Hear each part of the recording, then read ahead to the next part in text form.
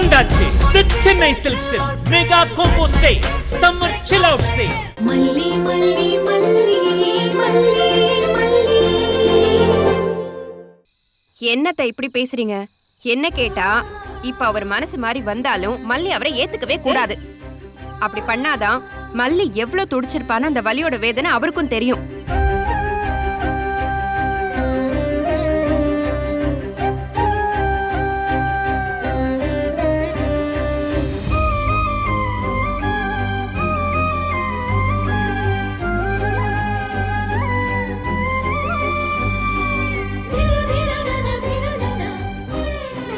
பணம் இருந்ததுனால மட்டும் அவர் மல்லியை வேண்டான்னு நினைக்கல. அந்த மனுஷனோட சூழ்நிலை, மனநிலைமை எல்லாமே வேற.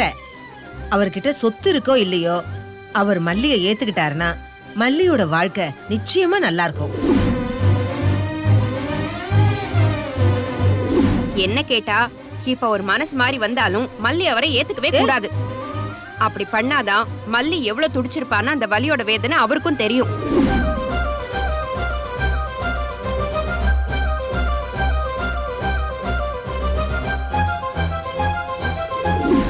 இப்போ கையில 10 பைசா இல்லாத சமயத்துல நீதான் எனக்கு எல்லாம், நீதான் என் பொண்டாட்டின்னு வந்து நிக்கிறதெல்லாம் எந்த கதையில சேர்த்துக்கிறது?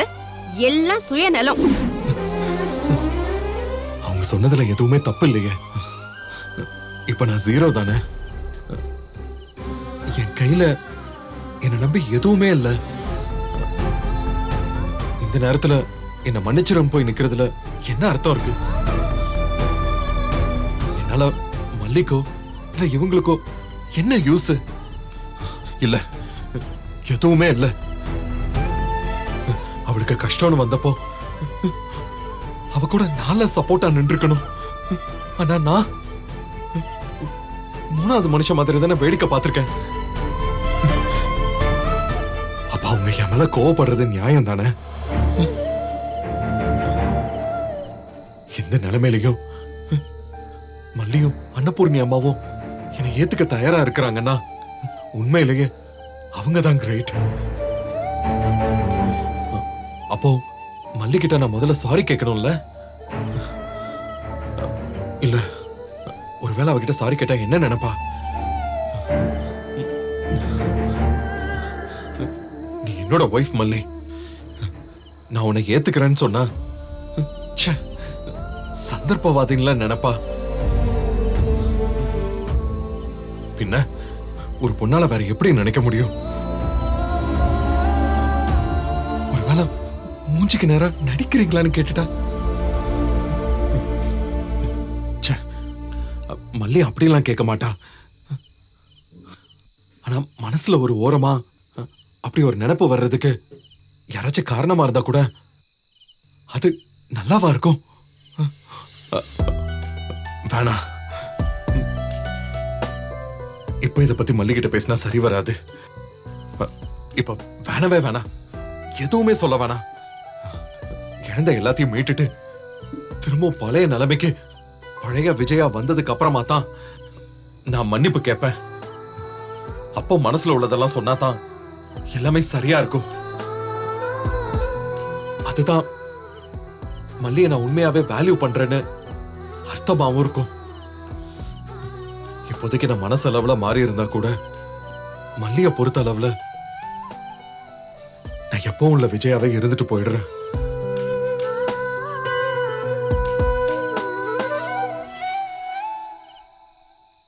சரி விடுப்புல, காலம்தான் எல்லாத்துக்குமே மருந்து. இன்னைக்கு நீ இப்படி பேசுற, ஒரு நாள் நீயும் மாறுவ. அவரை பத்தின பார்வையும் மாறும்.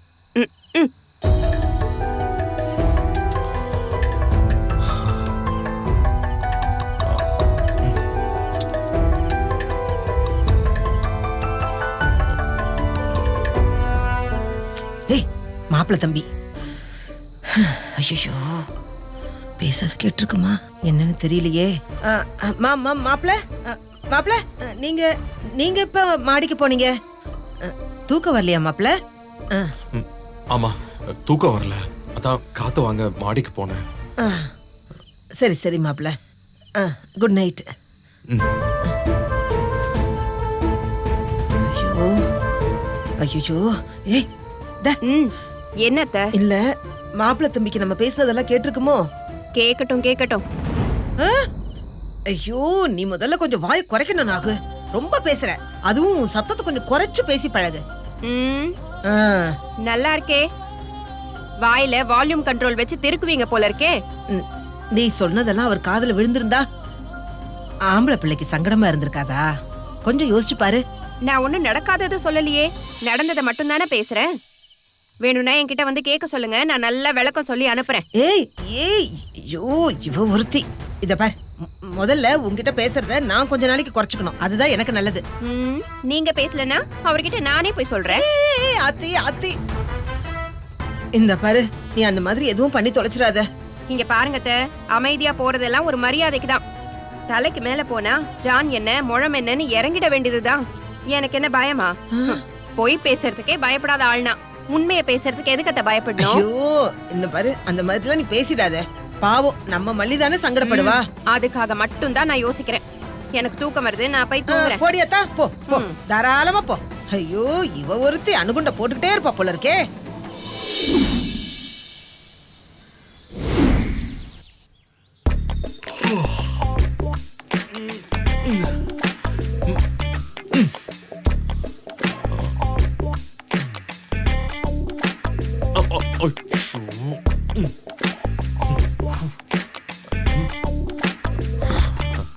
அம்மா பிரஷ் தான் இல்லையே, எப்படி பிரஷ் பண்ணுவீங்க? ஏன் பண்ண முடியாது? இந்த கையில 5 பிரஷ், இந்த கையில 5 பிரஷ் இருக்குல்ல. ஆ, ஏன் அந்த கால்ல 5 பிரஷ், இந்த கால்ல 5 பிரஷ்னு அதையும் சேர்த்து சொல்லுங்க. வெயிட் பண்ணுங்க, நான் பிரஷோட வரேன். என்னது பிரஷா? இப்ப எங்க கடைலாம் திறந்திருப்பாங்க? கடை எதுக்கு? இங்கேயே இருக்கு. இங்கயா? வீட்டுக்குள்ளயா? நாங்க இங்கேயே தயாரிக்கிறோம். ஓ. வெயிட் பண்ணுங்க, நான் வந்துடுறேன். ஓஹோ. ம்.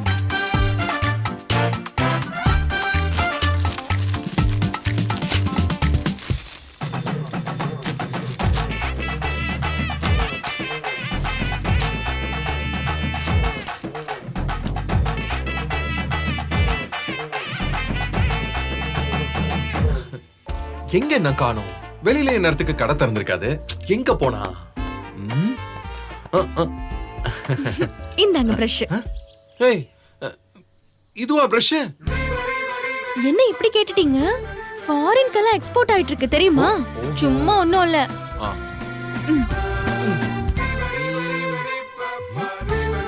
இது ரொம்ப ஹார்டா இருக்குமே, எந்த பக்கம் தைக்கிறது? ஐயோ, ஏதாச்சும் ஒரு நுனிய லேசா கடிச்சுக்கோங்க, அப்புறமா பல் தேய்ங்க. ஓகே, ட்ரை பண்ணி பார்க்கறேன்.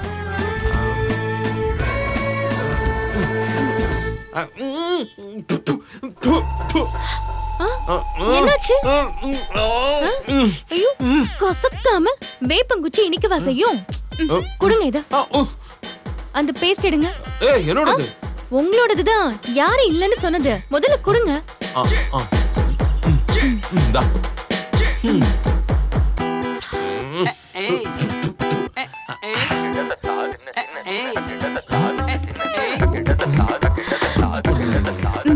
இப்ப தேங்க.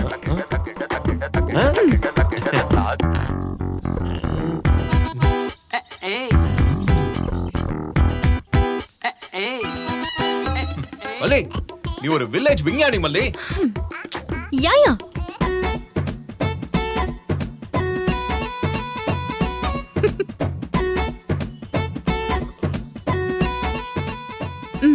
இந்தாங்க உங்களோடது.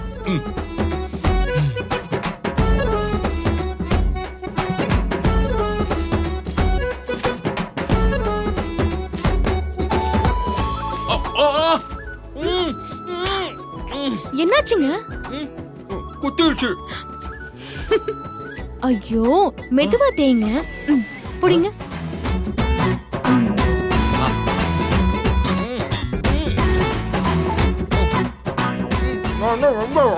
என்ன? மல்லி, நான் என்ன வெண்பாவா? ஆமாங்க, இப்ப நீங்க வெண்பாக்கு அண்ணன் மாதிரி தான் பண்றீங்க.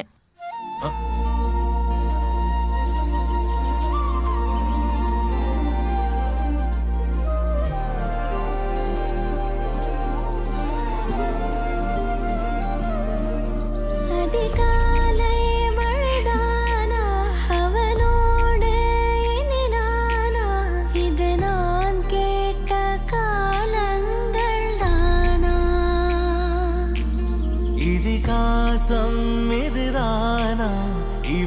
கையோடு நடந்தேனா இந்த மாயத்தில் நானும் விழுந்தேனா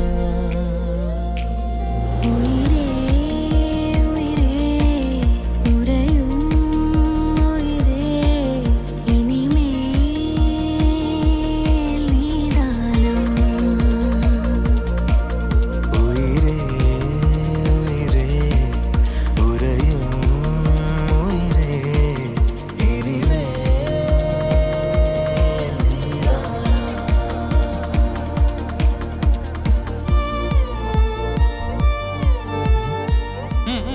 விடு. பேஸ்ட் வச்சு இந்த கசப்பு கசக்குது. இத வச்சு எப்படிதான் தேய்க்கிறாங்க? ம், காலங்காலமா அப்படிதான் தேய்ச்சிட்டு இருக்கோம். ஆமா 16.1%. தாயே, தயவு செஞ்சு பர்சன்டேஜ் எடுக்காத. ஆ? ம். சரி விடுங்க. இன்னைக்கு ஒரு நாள் அட்ஜஸ்ட் பண்ணிக்கோங்க. நாளைக்கு வேற பிரஷ் வாங்கிக்கலாம். ம், ம். ஆ சரி, வெந்நீர் ரெடி பண்ணிருக்கேன். நீங்க இது முடிச்சிட்டு வாங்க.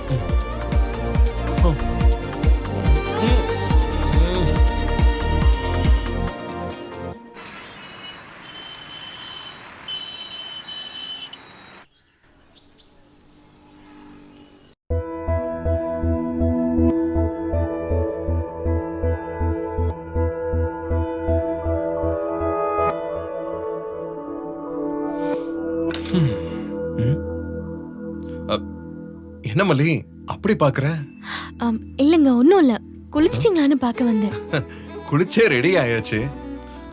ஆ, அம்மா உங்க அண்ணி எங்க? அன்னி கிளம்பிட்டாங்க. ஏங்க ஏதாவது சொல்லணுமா? இல்ல இல்ல சும்மா தான் கேட்டேன். அவங்க கண்ணுல படலையே, அதான் கேட்டேன். ஆ, அவங்க உங்ககிட்ட ஏதாச்சும் கேட்டாங்களா? சொன்னாங்களா? இல்ல மல்லி, வழக்கமா அவங்களா வந்து தம்பி தம்பின்னு பேசுவாங்க. ஆனா இந்த தடவை எதுவும் பெருசா பேசிக்கல. இல்லங்க, அண்ணனுக்கு உடம்பு சரியில்லைல்ல. எப்பவும் அதே நினைப்பாதான் இருக்காங்க. ஆ, புரியுது மல்லி. அண்ணன் ட்ரீட்மெண்ட் எடுத்துட்டு இருக்காருல்ல, அதான் காலையிலே சீக்கிரமா கிளம்பி போயிட்டாரு. ம், சரி. பெரியம்மாவும் ஏஜென்சில ஒரு வேலை இருக்குன்னு கிளம்பிட்டாங்க. ஆ, சரி மல்லி. நானும் ஒரு வேலை விஷயமா வெளியில தான் கிளம்புறேன். ஒரு 2 நிமிஷம் மட்டும் வெயிட் பண்ண முடியுமாங்க? காஃபி தாங்க, எடுத்துட்டு வந்துடுறேன். ம்.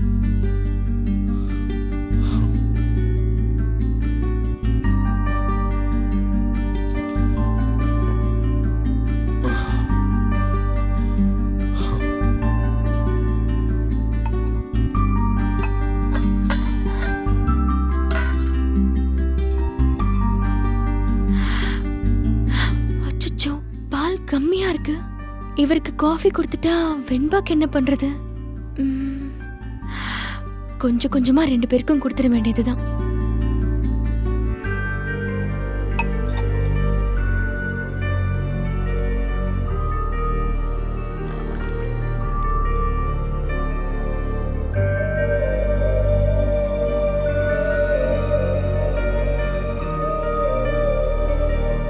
மல்லி என்ன பண்ணிக்கிட்டு இருக்க? அது வந்து ரெடி ஆயிடுச்சுங்க, ரெடி ஆயிடுச்சு. நான் ஆத்திட்டு வந்துடுறேன். 2 டம்ளர் தான் இருக்கு.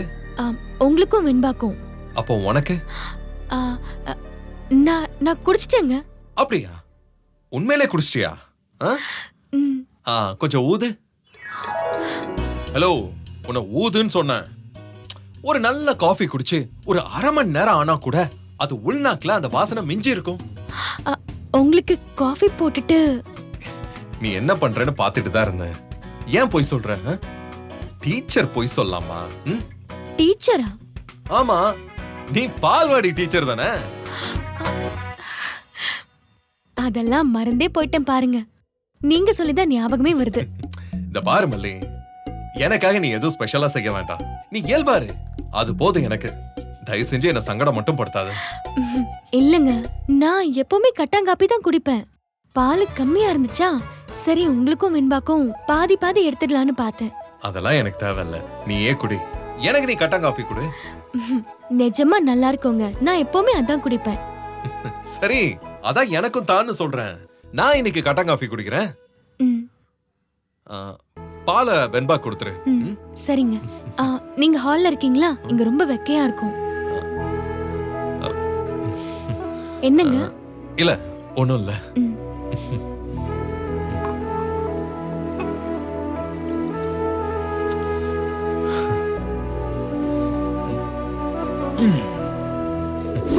எங்க இந்தாங்க.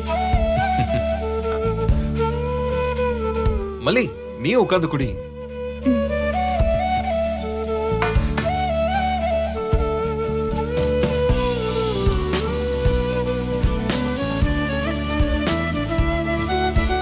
மல்லி ரொம்ப நல்லா இருக்கு இந்த டேஸ்ட்.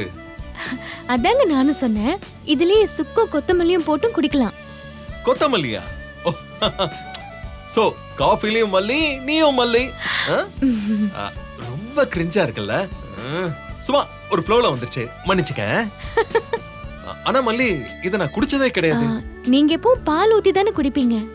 இத குடிச்சீங்கன்னா இருமல்லாம் இருக்காதுங்க, ஹை பிரஷர் பக்கவாதம்லாம் கூட வராது. இதெல்லாம் டெய்லி போட்டு கொடுத்தா தானே சரியாகும். இல்ல இத பத்தி பேசினாலே பிரஷர்லாம் வராதா? மல்லியம்மா பிரஷ் பண்ணிட்டேன். உனக்கு ஹோம்மேட் ஹெல்த் மிக்ஸ் போட்டு பால் ஆத்தி வச்சிருக்கேன், எடுத்துட்டு வந்துடுறேன். மல்லியம்மா அதெல்லாம் நான் எடுத்துக்கிறேன். ஆமா, நீங்க என்ன டிஃபரெண்டா குடிக்கிறீங்க? வெண்பா குட்டி, இது கட்டாங் காஃபி. ஃபர்ஸ்ட் டைம் டாடா குடிக்கிறேன். அப்ப எனக்கு உனக்கு பால் இருக்குன்னு சொல்றேன்ல. இருங்க.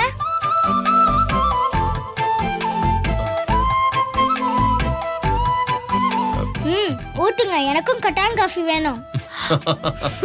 இது கட்டாங்காப்பி வேணுமா? ஏதோ ஒண்ணு, நீங்க ரெண்டு பேரும் எனக்கு ஷேர் பண்ணுங்க.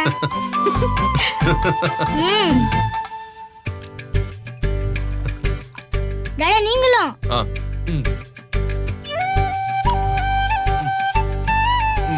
Cheers. Cheers.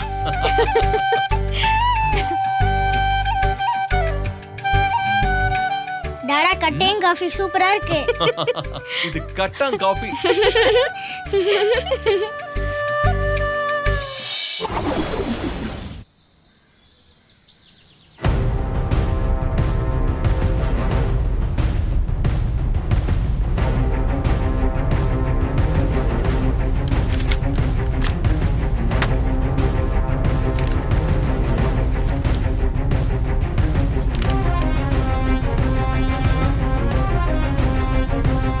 கையெழுத்து போட்டாச்சு.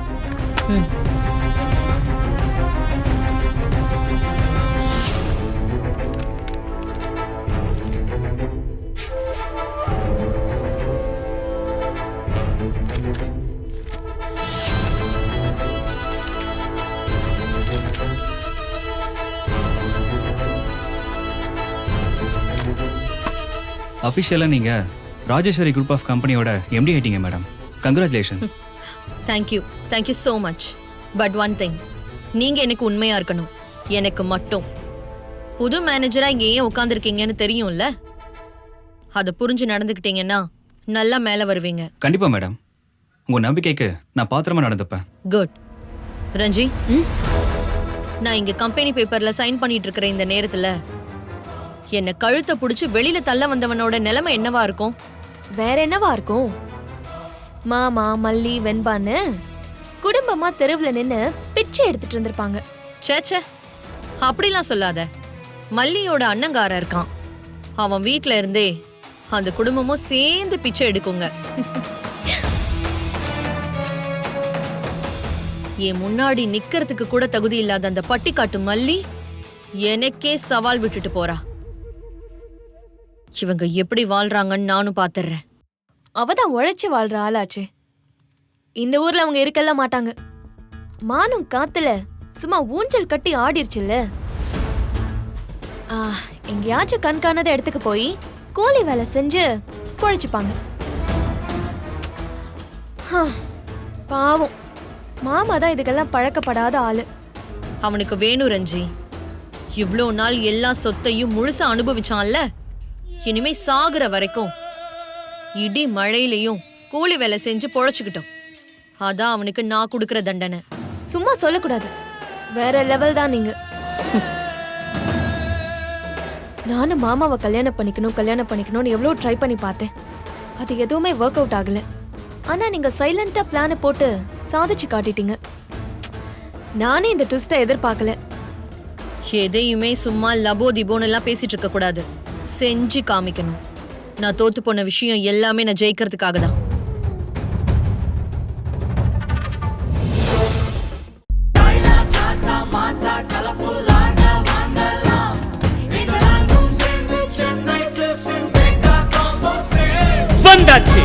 சென்னை சில்க்ஸின் mega combo sale summer chill out sale. நீங்க நம்ப முடியாத தள்ளுபடி விலையில்.